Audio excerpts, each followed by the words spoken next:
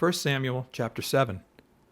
Then the men of Kirjath-jearim came and took the ark of the Lord and brought it into the house of Abinadab on the hill, and consecrated Eleazar his son to keep the ark of the Lord. So it was that the ark remained in Kirjath-jearim a long time. It was there 20 years, and all the house of Israel lamented after the Lord. Then Samuel spoke to all the house of Israel, saying, If you return to the Lord with all your hearts, then put away the foreign gods and the Ashtaroths from among you, and prepare your hearts for the Lord, and serve him only, and he will deliver you from the hand of the Philistines. So the children of Israel put away the Baals and the Ashtaroths, and served the Lord only. And Samuel said, Gather all Israel to Mizpah, and I will pray to the Lord for you. So they gathered together at Mizpah, drew water, and poured it out before the Lord. And they fasted that day, and said there, We have sinned against the Lord. And Samuel judged the children of Israel at Mizpah.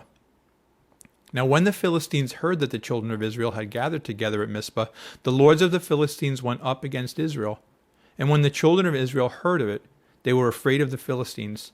So the children of Israel said to Samuel, Do not cease to cry out to the Lord our God for us, that he may save us from the hand of the Philistines. And Samuel took a suckling lamb and offered it as a whole burnt offering to the Lord. Then Samuel cried out to the Lord for Israel, and the Lord answered him. Now as Samuel was offering up the burnt offering, the Philistines drew near to battle against Israel. But the Lord thundered with a loud thunder upon the Philistines that day, and so confused them that they were overcome before Israel. And the men of Israel went out of Mizpah and pursued the Philistines, and drove them back as far as below Beth-kar. Then Samuel took a stone and set it up between Mizpah and Shen, and called its name Ebenezer, saying, Thus far the Lord has helped us. So the Philistines were subdued, and they did not come any more into the territory of Israel.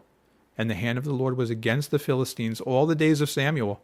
Then the cities which the Philistines had taken from Israel were restored to Israel, from Ekron to Gath, and Israel recovered his territory from the hands of the Philistines.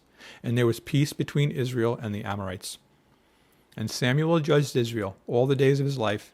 He went from year to year on a circuit to Bethel, Gilgal, and Mizpah, and judged Israel in all those places.